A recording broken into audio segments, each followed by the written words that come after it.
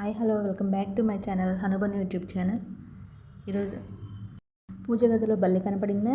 అయితే అదృష్టమో దురదృష్టమో ఈ వీడియోలో తెలుసుకుందాం. మనం తెల్లవారుజామున 3 బల్లులు కలిసి ఉండడం చూస్తే అది మన జీవితంలో మనం పొందగల అదృష్టం, ఐశ్వర్యాన్ని సూచిస్తుంది. అంతేకాకుండా మీరు ఎక్కడి నుంచైనా శుభవార్తను అందుకుంటారని సంకేతం. రాబోయే రోజుల్లో మీ కలలన్నీ నిజమవుతాయి. పనిలో పురోగతికి దారులు తెరుచుకుంటాయి. ఇది మీ జీవితంలో శ్రేయస్సును తెస్తుందని నమ్ముతారు.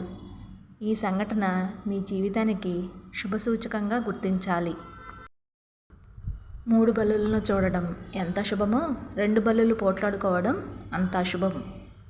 ఇది మీ జీవితంలో పెను ప్రమాదాన్ని సూచిస్తోంది అని అర్థం చేసుకోవాలి. మీరు 2 బల్లులు పోట్లాడుకోవడం చూస్తే మీరు త్వరలో ఏదైనా పెద్ద వివాదంలో చిక్కుకుంటారని అర్థం. 2 బల్లులు పోట్లాడుకోవడం చూసినప్పుడు మీరు మాట్లాడే ప్రతి మాటను గమనించండి. మాట్లాడేటప్పుడు అప్రమత్తంగా ఉంటూ విభేదాలు లేకుండా చూసుకోండి. ఇక మీకు ప్రార్థనా స్థలంలో కానీ మీ ఇంట్లో పూజ గదిలో కానీ బల్లి కనిపిస్తే అది చాలా శుభ సంకేతంగా పరిగణించాలి.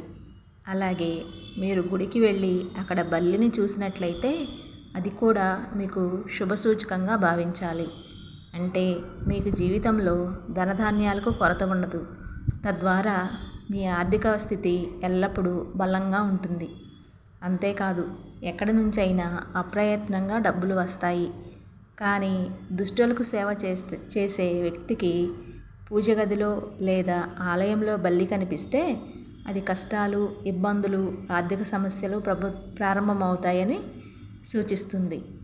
తెలుసుకున్నారు కదా? పూజ గదిలో బల్లి కనిపిస్తే ఏమవుతుందో.